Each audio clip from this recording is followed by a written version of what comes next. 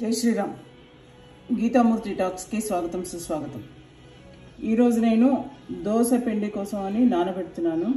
దీంట్లో చూడండి, జొన్నలు వేసాను, కొన్ని మక్కలు వేసాను, ఒక 2 స్పూన్లు అనుకోండి, రాగులు కూడా వేసాను.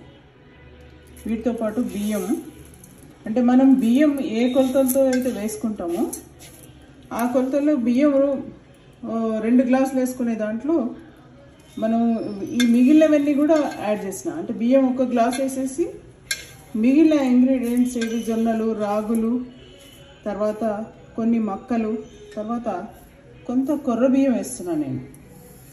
ఈ కొర్ర బియ్యం వేసినట్టయితే మనకి చిరుధాన్యాలు ఏదైతే వాడమని మన కేంద్ర ప్రభుత్వం చెప్తుందో అది ఆరోగ్యానికి మంచిదని మన పెద్దవాళ్ళు కూడా వాడేవారు. ఈ కొర్ర బియ్యం వాడడం వల్ల క్రిస్పీగా వస్తుంది దోశ. కొంచెం ఒక 2 చెంచాలు వాడడం వల్ల మనకు సరిపడా పోషకాలు అందుతాయి. అందుకని ఇది డయాబెటిక్ పేషెంట్లకి ముఖ్యంగా చాలా మంచిది కాబట్టి వీటిని వేస్తున్నాను. దీంతో పాటు నేను పొట్టు మినపప్పును కూడా నానబెడుతున్నాను. ఇవి దోశకి కనుక వాడుకున్నట్టయితే చాలా బాగుంటుంది. దీంట్లో నేను చివరిగా రుబ్బేటప్పుడు ఇప్పుడు కొన్ని మెంతులు కూడా వేస్తాను దీంట్లో, 1 చెంచా. రుబ్బేటప్పుడు మాత్రం కొన్ని అటుకులు కానీ పేలాలు కానీ మీరు బియ్యం అంతా కడిగి అన్నీ మిక్సీ వేసే ముందట ఆ నీళ్ళల్లో ఇవి వేసుకున్నట్టయితే రుచికరమైన దోశ కూడా అవుతుంది, ఆరోగ్యకరమైన దోశ మీకు అందుతుంది. దోశ పిండి మల్టీగ్రెయిన్తో నిన్న నానబెట్టిన దోశ పిండి ఇది ఈ విధంగా అయింది. దోశ నేను చూడండి ఇనుప దానిపైనే వేస్తున్నాను.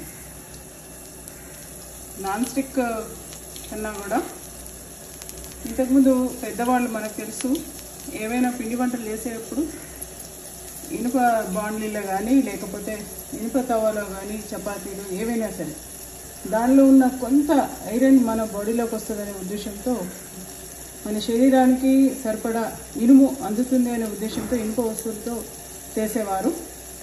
సో అది అలాగే కంటిన్యూ చేస్తున్నాను. నేను ఇది దోశ కోసం కొనుక్కున్న ఇనుప తవ, దీంట్లోనే చేస్తున్నాను. నేను కొంచెం నాన్ స్టిక్ని అవాయిడ్ చేస్తూ దీన్ని కంటిన్యూ చేస్తున్నాను. సాధారణంగా మనకి 1 సైడే దోశని కాలేట్టు చూస్తారు. ఎక్కడ ఏ హోటల్లో అయినా కానీ బయట ఎక్కడైనా తిన్నా మనం ఒకటే సైడ్ కాలేని చూస్తుంటాం, కానీ 2 పక్కల కాల్చుకోవడమే మంచిది. ఇది చూడండి, దీంట్లో ఇటు పక్కన అయింది. ఇప్పుడు లోపల పక్కన కాలన్నట్టయితే పిండి అంతా అలాగే ఉంటుంది, పచ్చి పచ్చిగా ఉంటుంది. దానివల్ల కడుపు నొప్పి కానీ ఏదైనా ఇబ్బందులు వచ్చే అవకాశం ఉంటుంది. అందుకని 2 పక్కల కాల్చుకున్న తర్వాత ఏదైనా మసాలా వేసుకుంటే బాగుంటుంది. ఇది మల్టీగ్రెయిన్ దోశ, ఒక్కసారి మీరు కూడా ట్రై చేయండి.